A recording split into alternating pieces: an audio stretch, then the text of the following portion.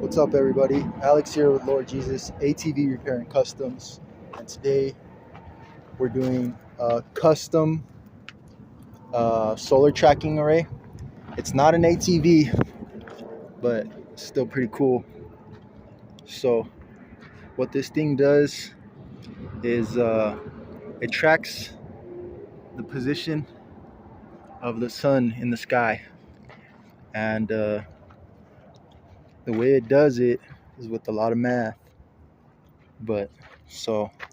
Um, This is an existing system. It's real old. It's probably from like the 90s or something at least. And so I've been working on this project trying to get this thing controlled because the system that runs it is old school. It's this microcontroller right here. It's pretty old school. So what I did is I built my own custom little system for this thing, and it's using an Arduino Uno, some relays, and real-time clock, and then still uses the existing like relay switcher right here. Still using that, still using these original power supplies, the original breaker, but other than that, everything well, other than that, the control system has been completely redone. So right now I have it set up to track the sun. It's set up to change position every 5 minutes. So here in about a minute, it's gonna start to move, and it's tracking the sun. So yeah, let me show you guys the code.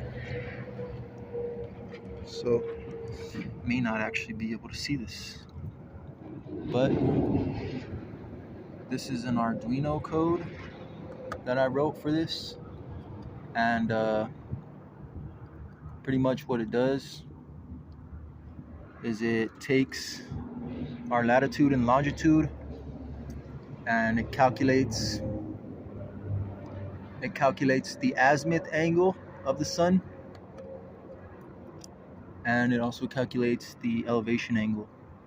And using those two parameters, we can calculate what the tilt angle of the array should be. And so there it goes. Every 5 minutes. It was just a little bit, but that's just because the sun didn't move that much. But the way we know that this is dead on is I took this straight edge, kind of placed it on here, which is perfectly normal to the array, and then looked down it, and it's aiming directly at the sun. I went blind. Just kidding. But anyways, so yeah, we calculate the tilt angle based off of the azimuth angle of the sun and also the elevation angle of the sun. So the azimuth angle, for those of you who don't know, is where the sun is in relation to north to south. So facing this way, which is north, if you go clockwise from north, that's positive azimuth angle. And so go this way, 90 degrees is towards the east. 90 more degrees, which is 180, is towards the south. Another 90 is 270, which is towards the west. And back again, north, 0. So that's the azimuth angle.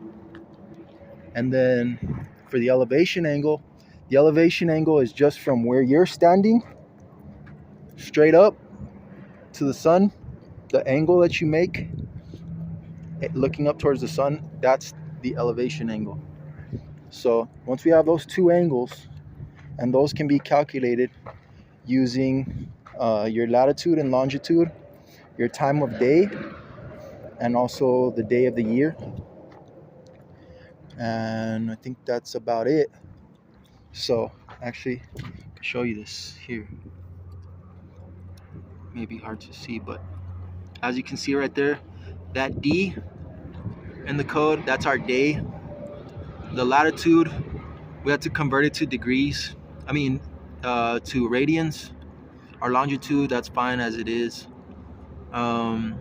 Local solar time, local solar time zone meridian, I believe, is minus 90 degrees. Our B, that's another parameter that we have to calculate to accommodate for our positioning, our location error, kind of in a way. Equation of time, that's also has to do with that, and the time correction also has to do with that, which is TC. And then our hour angle, that's another parameter we need. We calculate that. Declination angle, that's from 90 degrees down towards the sun, which is similar to elevation angle, but it's not. And then elevation angle, we calculated it right there. Azimuth, once we calculate azimuth and elevation angle, we're good. We do have to shift the azimuth sometimes, so we have to shift it by 90 degrees and then flip it to make it negative so that we get our correct heading. And then so to calculate our tilt, we use this equation right there. It's two cases, before solar noon and after solar noon. Sorry if the camera is kind of bugging out. And then if it's at solar noon, our equation will not work. So we have to have at solar noon, our tilt has to be equal to 0, which means completely horizontal, which means completely flat, because solar noon is when the sun is right directly above you. But yeah, so pretty much if you take your elevation angle, the sine of the elevation angle, divide that by the cosine of the azimuth angle of your shifted and flipped azimuth angle, and then take the arctangent of that, you can get your tilt degrees. And based off of our tilt degrees on this machine here, we have a little like rotary encoder style sensor in here, and every time this thing runs, which it's gonna turn on pretty soon, every time this thing runs, that rotary encoder is clicking. So we count the clicks with our Arduino, and then we have to do a conversion factor. We have to convert the amount of clicks to degrees. So the way I did that was counted the total amount of clicks all across, and then the total amount of degrees we have all across. And so that'll give you your clicks per degree, or degrees per click, whichever one you like. But so use that number. And so based off of whatever tilt angle you have, you use your conversion factor, and you can find out the amount of clicks you need to go. And once the Arduino detects that amount of clicks, it stops the rotation. And then yeah, it does that all day. For demonstration purposes only, because I have a presentation right now, I am running this thing every 5 minutes. But ideally, I guess to save energy, you want to do this every 15 minutes. But this is just for demonstration purposes only, just so they could see it working in action. They don't have to wait 15 minutes. But other than that, this is an Array Technologies solar tracking system. It's one-dimensional because it only rotates on one axis. And what else? It's very old, but it still works. I had to hack into it. You guys want to see the front of it? Let me try and...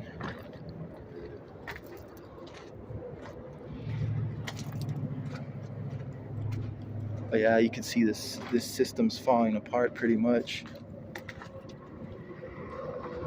All the wires are on the ground, temperature sensors.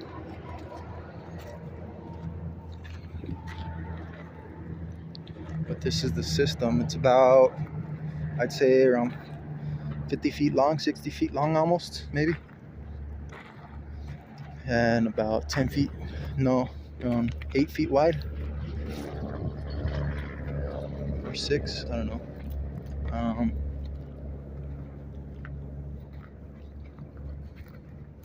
Yeah, this was my project for the semester. It's officially finished now. I have to pass it on to the next person that's going to be taking over my project because I got a job. And this is a pyroheliometer. And this is something similar. And so the way this works, actually, let me kind of give you an idea. It has a little limit switch right here. This is a main cutoff switch right here. You see it?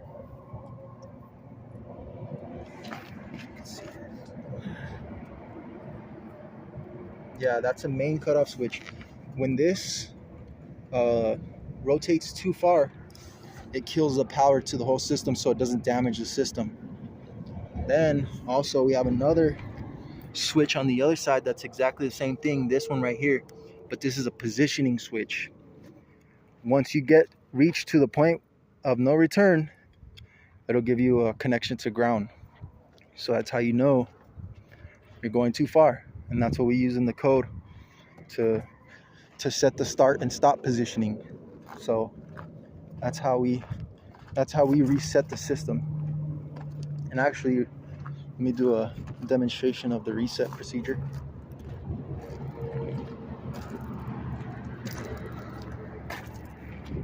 We've got another one over here, and this is NMSU, New Mexico State University in Las Cruces. Okay, so let's see here. Reset this thing. What time is it? Oh, it's about to run. I would have liked to reset it before that.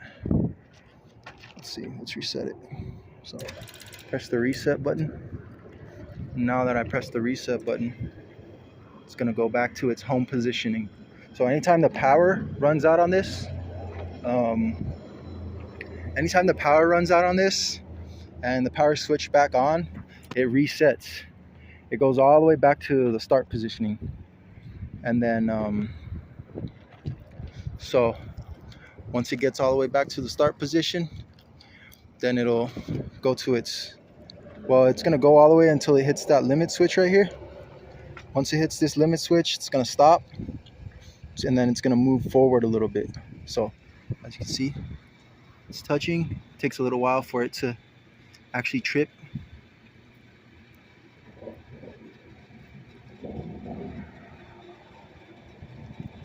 Which actually doesn't look like it's gonna trip. Oh yeah, there it is. It tripped.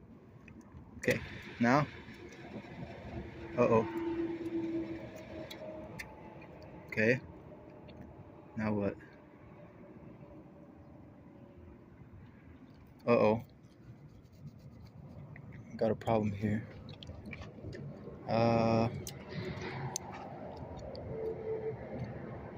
Yeah, something happened here. Give me 1 second. Okay, I reset the system. See what it does. Okay.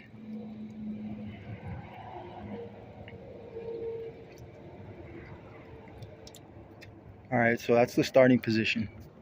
It reset to the starting position.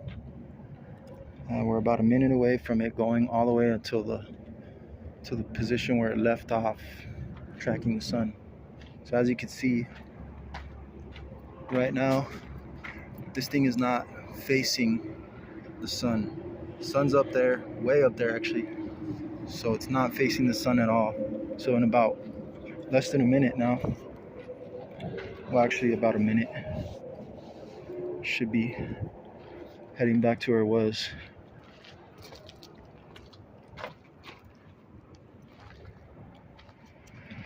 If any of you are wondering Here's a model of PV modules. These are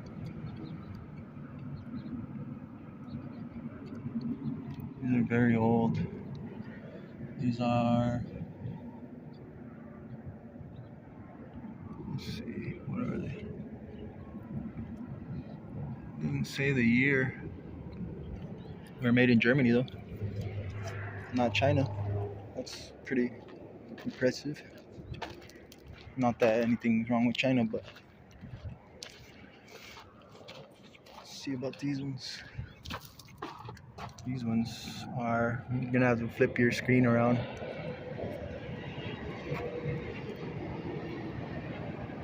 Oh, there it goes.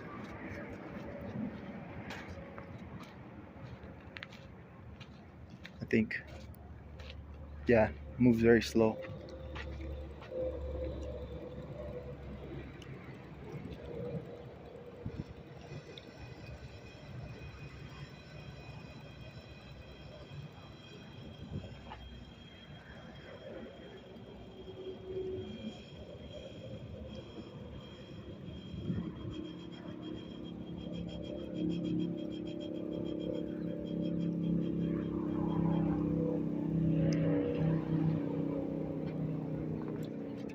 There it is. Now it's perfectly normal to the sun. Yeah, just about.